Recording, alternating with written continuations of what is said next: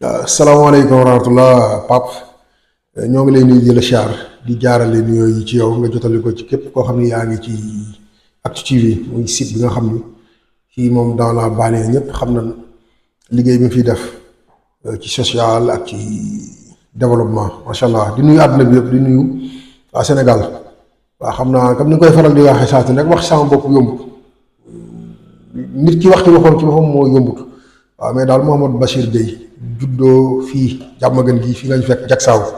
fii ci bloc 16 bi Diamaguène Diacksao ñu koy faral di wax rek de Poste Thiaroye yi jusqu'à Lamsar Diacksao Diamaguène Sicap Mbao mooy le bloc 16 ñu juddoo fi yaroo fi màgge fi jànge fi wax dëgg yàlla ba bis ñi génn demoon à l'aventure ñu koy waxee dem defi moodu de façon triviale dañ koy faral di waxee ban fa duggee vraiment liggéey nañ fa liggéey yu bari jaar nañ fa ci réew yu bari waaye France boobu lañ mujjee def fa sécurité privée commencé fa en tant que ADS rek li ñuy wax un agent de sécurité simple waaye nag vraiment biñ ko gisee ñu am ci motivation am ci yéene ak cofeel muy benn passion boo xam ni juddu na fa ci leen ko toppee nag vraiment topp cursus boobu yëpp bañ fay jógee nous étions responsables de sécurité dans le plus grand centre commercial dans les Landes à Dax ñu koy wax le Grand Mail daanaa xëy yor une équipe de presque 10 agents yoo xam ni ils étaient à mes ordres ma leen daan commandé ma def fa nag aussi sama formation en tant que ma ne ko agent SIAP sécurité incendie assistance à personne am naa fa it diplôme de terrorisme waaw diplôme sur l'antiterrorisme parce que loolu kii bu gàtt la mais en 2015 bi mu amee les attentats du Bataclan boobu j'étais déjà chef d'équipe à l'époque il y avait benn circulaire ministérielle qui voulait que tous les chefs d'équipe passent le diplôme d'antiterrorisme moom ñu jaar ko ba yàlla defal ñu ci ndam ñu am ko aussi vraiment nous sommes préventionnistes moom daal ñu ngi góorgóorlu ci sécurité bi ñu demee nag bu bëgg a def dara Sénégal ci lañ ñëw fii xalaat teg fi une agence de sécurité la tuddee ko Assirou sécurité ñu ciy góorgóorlu boobu ba tey di ci liggéey mais nag daaw ci jamono ji c'était le 23 janvier ci laa xalaatoon man ak l'équipe yi nga xam ne ñoom laay àndal ci liggéey bi créé def le premier forum sur les métiers de la sécurité privée au Sénégal yàlla defal ñu ci ndam lu kawe suñ njort ñu organiser ko foofu à l'hôtel Pullman amoon ci vraiment l'accompagnement de ma ne ko d'abord de ma famille ma ciy profité di nuyu le PCA de l'entreprise muy sama mag Cheikh Amadou Fadel suñ Fallou ak njaboot gépp nag waaw njaboot gépp ñëpp jàpp ci wax dëgg yàlla duñ lim mais moom buñ ko tuddee rek mu yóbbaale ñuy des ñëpp parce que moom mooy tête de gondole bi léegi ban defee forum bi nga xam ne on avait même la présence de gens qui venaient de l'étranger ki ci gën a ràññee mu doon monsieur Christian Lafont doon mon ancien patron là-bas nga xam ni daanaka lu bari li ma xam ci sécurité ci moom loxoom la jaar mu ñëw jóge France pour la première fois participer ci forum bi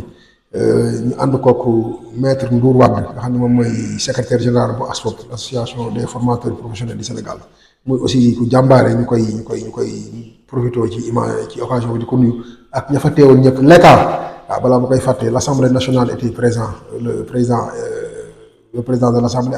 avait envoyé un représentant à la personne de l'honorable député Ibou Gueye mu doon le président de la commission défense et sécurité à l'Assemblée. On avait aussi vraiment la présence de députés de la diaspora soxna Awa Ndior ñu ngi koy jaajëfal baax a baax ma ne ko y avait le ministère de l'intérieur y avait les sapeurs pompiers mu doon vraiment journée bu riche boo xam ni ban fa dajee nag dañoo waxtaan mais waxtaan ba li ci xel leeku dëgg mooy on a un problème de formation boobu nag bi tawat boobu taxawee ñun ñi comme ñun ay nitu défi lañu ci lan taxaw ni danañ taxawal un centre de formation booy xool fii nga ñu fekk tey mooy le CFA centre de formation Assirou xam naa après peut-être da ngeen mën a visiter locaux yi muy un centre en bonne et due forme avec un agrément ministériel le ministère de l'emploi et de la formation professionnelle et technique ñu leen di jaajëfal ñoom it parce que jàppale nañ ci aventure bi ba tey jii ñu ngi ak suñu agrément ministériel di former sur 6 modules danañ former ci APR muy agent de protection rapproché danañ former sur les SIAP 1 et 2 mooy l'agent incendie danañ former ci les agents stagiaires yi nga xam ñooy def stade yi te loolu après danañ ci sax gën a yaatal par rapport ak les Jeux olympiques de la jeunesse yi jëm danañ former aussi les agents hospitaliers les agents hospitaliers de sécurité ou les agents de sécurité hospitaliers danañ def aussi les SST santé secourisme au travail yooyu daal mooy yi nga xam ne ñu ngi ciy góorgóorlu di ci liggéey centre bi mu ngi fii nekk fii à Diamaguène Diacksao ci kilomètre 16 route de Rufisque bi wax dëgg yàlla ñi waa dëkk bi ñu ngi leen di tàllalaat loxo di ci tàllalaat les maires di jaajëfal aussi monsieur le maire Moussa Fall parce que moom depuis le début mu ngi accompagner ci mbir mi wax dëgg yàlla di ñu ci jàppale voilà moom daal pour faire bref voilà léegi nag pour dellu si ci formation boobu ñu taxawal ñu ngi bëgg le maximum de jeunes yoo xam ne dañ leen mën a former sur les métiers de stagiaires parce que ñuy jëm ci les Jeux olympiques de la jeunesse te peut-être foofu danañ fa soxla xale yu bari ci liggéey boobu parce que c'est un défi boo xam ne Sénégal da ko war a relever gis nañ li xew Maroc jamono ji ils sont en train d'organiser une très belle CAN niveau sécurité lépp top macha allah te loolu nag ils ont mis la barre très haute et c'est un défi pour le Sénégal parce que Maroc Coupe d'Afrique la organisé d'accord àdduna bi yëpp danañ teew mais nag c'est l'Afrique qui organise et c'est l'Afrique qui participe mais pour les Jeux olympiques de la jeunesse Sénégal àdduna la woo te nag ku xam àdduna bi ni muy doxee xam ni àdduna bi fu mu dajee wax dëgg yàlla am na yoo xam ne moom warta sax mën a am warta mën a jàll loolu aussi ñu ngi ciy tàllalaat loxo di xam naa ni autorités yi ñooñu gën a xam le nouveau ministre de l'intérieur mi ngi góorgóorlu ci lu bëree bëri mais gis naa ni war nañu yokkaat jéego yi parce que Jeux olympiques yi des bëriwul ñu ngi waajal daal la deuxième édition du forum sur les métiers de la sécurité privée et prétexte bi sax moo doon tout ça man ko ce moment bi ñu nekk nii ba tax na thématique bi incha allah war nañ ko def sur la sécurité privée dans les grands événements sportifs et culturels ñu ciy woo le ministère de la jeunesse et des sports di ci woo le ministre de la culture et du tourisme ñoom ñëpp ndeysaan ñu ay nit ñu baax ñoo xam ne xam nañ leen macha allah ñu ngi leen ciy tàllal loxo xam naa bis ba ce sera incha allah le 5 mars dans presque 2 mois ñu war ko def fii sur le foyer de Thiaroye bi parce que daaw ñu ngi ko defoon à l'hôtel Pullman en ville mais ren jii bi ñu waxtaanee dañ ko defee fii ñu dëkk parce que assure sécurité fii la juddoo fii la yoroo ci banlieue dakaroise bi kon lu ñuy def lu ne aussi war nañ cee mën a impliquer la banlieue Thiaroye mu ngi fii à côté de chez nous commune boo xam ni moo sës ak ñun ma ne ko place ba muy barab ba mu ngi ci route nationale bi ñu ci woo tous les maires de la commune tous les maires du département de Pikine parce que ñoom foofu lañ bokk et voilà par ricochet ñu ngi ciy woo maire yi Dakar gi yëpp daal bis la boo xam ne dañu bëgg mu doon une fête encore une fois ñu daje fa tous les membres et les acteurs de la sécurité privée et publique parce que ñun ay auxiliaires de la force publique lañu ñun les agents les forces de sécurité publique ñun seen auxiliaire lañu parce que bu dee France dama nekk bu fekkee da nga nekk di gérer un site yor par exemple man ko sécurité privée les gendarmes et les policiers daanaka dañ lay ma ni say collègue lañu parce que on n'est pas collègue ci corpus bi ñu bokk waaye ñoom daanaka dañ lay wan ni ñoo bokk li ñuy def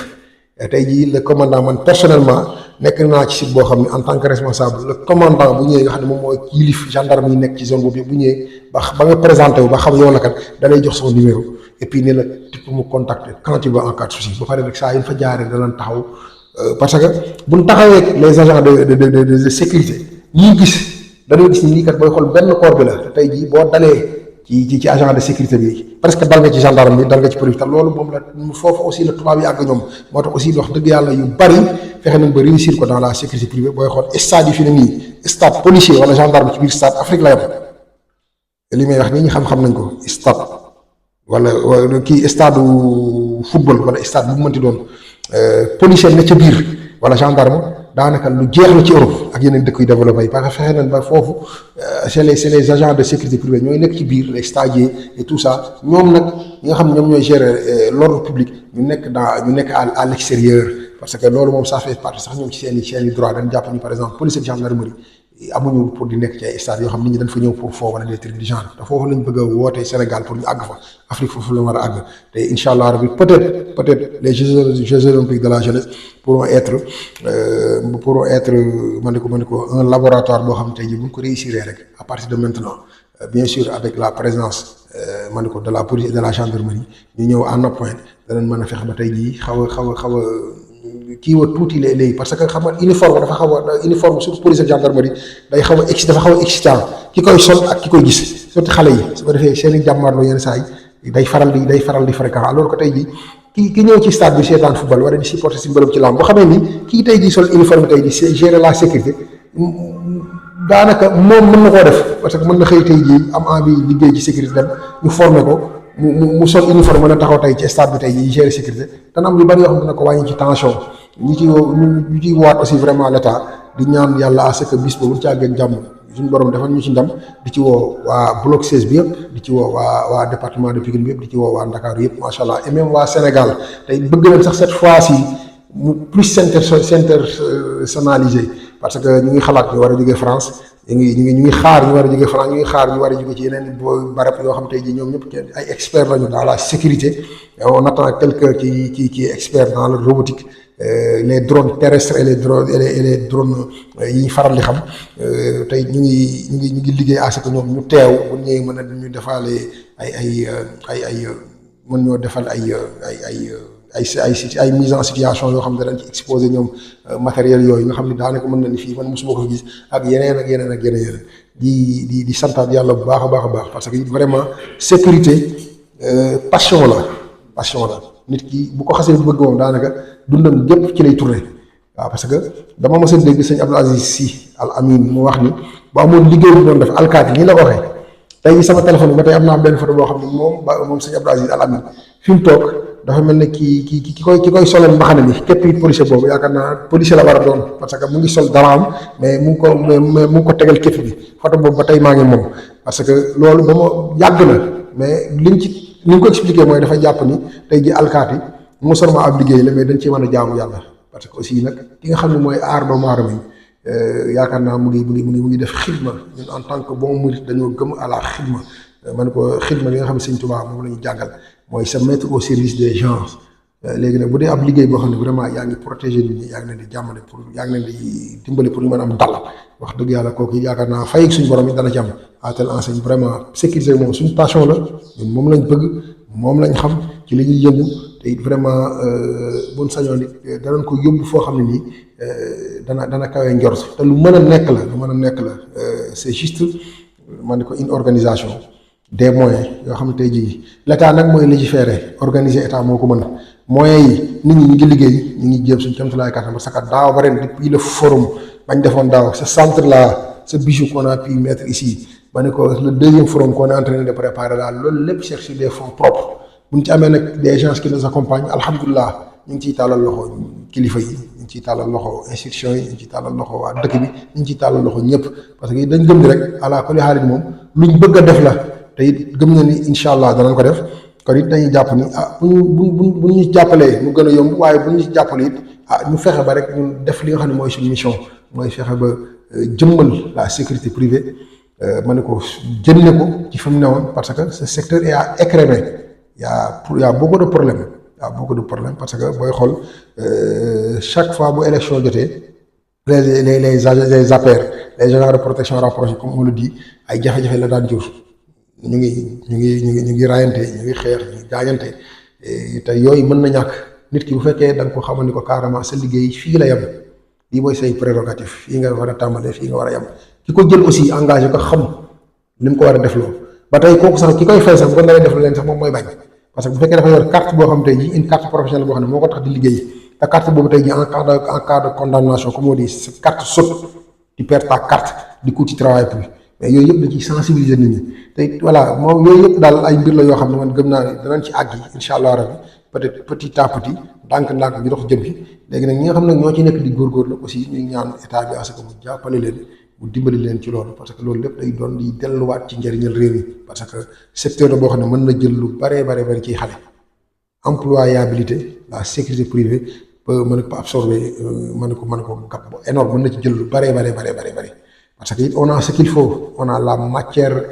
première entre guillemets sans être méchant parce que ay bu dee xale yu physique xale yoo xam ne ils ont le port de tenue nga xam ne sol tenue mu jàpp leen ay xale yoo xam ne tey jii defuñu dara nag waaw la vérité parce que xale yu bari aussi bëgg nañ def dara waaye defuñ dara kon aussi yooyu yëpp bu fekkee ma ne ko situation boobu yëpp daje na ñu fexe ba tirer ci notre épingle du jeu l'état jàpp ci en premier jàppale ñi nga xam ñoo nekk ci secteur bi ci góorgóorlu et puis voilà yaakaar naa ni incha allah rek mën naa jur njëriñ. gaa rek moom 100% sécurité moom yaakaar naa ni moom du yomb kooku moom man damaa gëm en tant que croyant ni suñu borom rek moo ñu ko mën a defal te bëggeewu ko noonu parce que booy xool réew yi gën a riche yi gën a développé ñu ëpp problème insécurité kon li ci ëpp solo mooy fexe ba yar nit ñi jox leen ay valeur léegi nag après nag teg nag benn machine de répression boo xam tey jii parce que yomb tey jii ñun police ak gendarmerie ñoo war a assurer sécurité réew mi yëpp ñoom la war mais tey jii comme woon naa la ci dal yi mënuñoo teg derrière li doon tax Sénégal yëpp am sécurité mooy citoyen Sénégal bu ne nga jël ab policier bu taxaw ci ginnaaw loolu ba amoon Sénégal am sécurité tey bu doon fi ñuy taxaw nii ñaari policier taxaw na fi wala ñaari gendarme dara du fi xew te loolu mënta ne kon li fi nekk mooy tey jii c'est une gestion d'ensemble Sénégal effectivement insécurité bi bari na mais ça aussi c'est des cas yoo xam ne des fois du neex a xeexe parce que comme on appelle quand on parle d'insécurité domestique ni ma koy faral di waxee tey jii ci biir kër gi wala ci biir koñ bi police mënu fi nekk à 200% mënu fi nekk 24 heures sur 24 mais ki nga xam ne sàmbaay bi nga xam ne nag moom day def mais jamono yi nga xam ni jàpp na ni kenn ñu fa ne kenn gis ko lay def li muy def mais li ci ëpp solo mooy tey jii déjà y a un réseau de caméras ce qu'on appelle la télésurveillance vidéosurveillance c'est deux choses différentes loolu nag aussi dafa am nit dañ ko war a xam yaakaar naa ni bon peut-être bu ñu demee ba ci forum ba dañ gën a yaatal télésurveillance mbir la vidéosurveillance autre chose la tey jii monté fii caméra mën na laa dimbali man sama barab bi am na ay caméra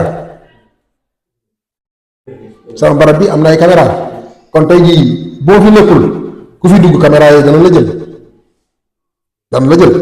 léegi bu la caméra yi jëlee boo defee sa jëye ba pare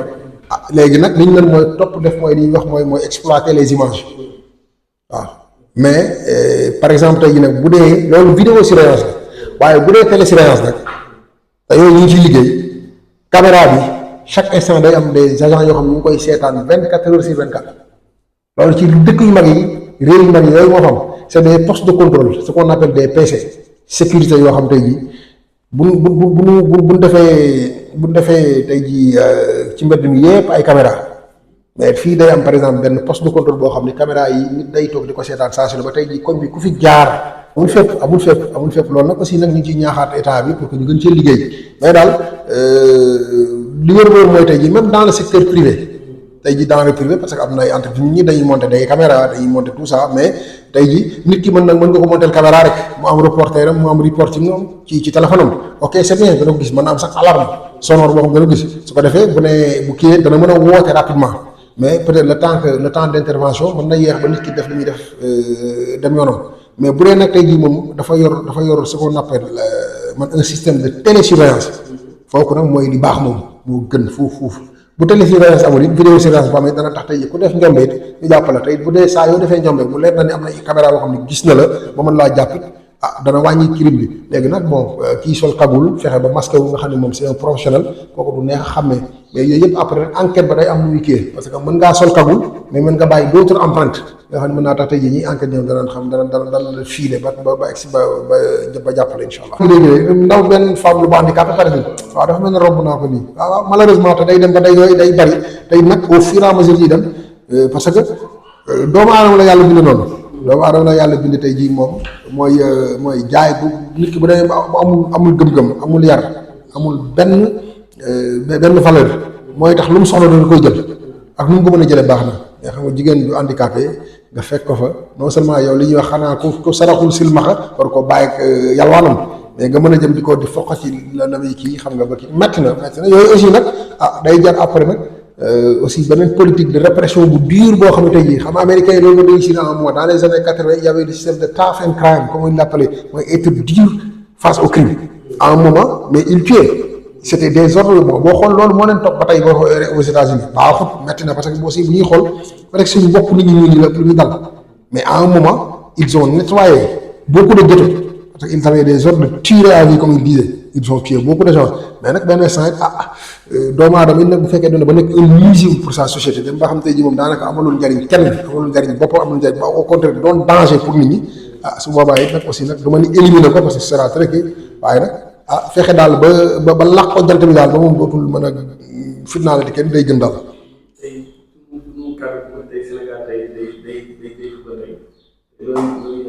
waaw supporter du ma ni supporter numéro un quoi parce que loolu moom j'oserais pas waaye nag ku ñu xam-xam ñu bëgg sport lañu waaw ñu ko daan fooye lañu football fooye nañ ko ba ñuy xale wax naa ñu bëgg sport lañu en général waaw kon bu Sénégal aaye moom xel yëpp ñun ñëpp ay supporter lañu di ñaan yàlla may ñu ndam encore une fois rek ñu ko gëmee rek dernière victoire Mané sur Salah waaw parce que it am na fu jaar ñoom ñaar waaw Salah am yu bari ñu ko defoon waaye nag Mané yàlla fayul ko ci ñaari yoon bii nag la doon dernière bi troisième et dernière fois comme ça moom Salah ñu yóbbu ko defee rek ñun jéem a jëli coupe bi incha allah yàlla ko yàlla dogal. santaat yàlla di santaat bu baax a baax Pape ñu ngi lay sant di santaat ma ne ko Dakaractu ma ne ko di Actu TV maa ngi jégalu di say Actu TV vraiment di jaajëfal liggéey bi rafet na di sant waa dëkk bi yëpp di sant waa Bloc 16 yëpp di sant waa département de Pikine yëpp di ñaan yàlla li nga xam ni moom lañ bëgg muy sécuriser ma ne ko fii ñu nekk ma ne ko former xale yi wutal leen liggéey jàngal leen jàngal leen ni ñuy nappe ba pare former leen ci lu am solo muy la sécurité privée vraiment mu doon loo xam ne suñu moom danañ defal ndam ñu ngi santaat baax a baax di jaajëfalaat baax a baax salaamaaleykum wa rahmatullah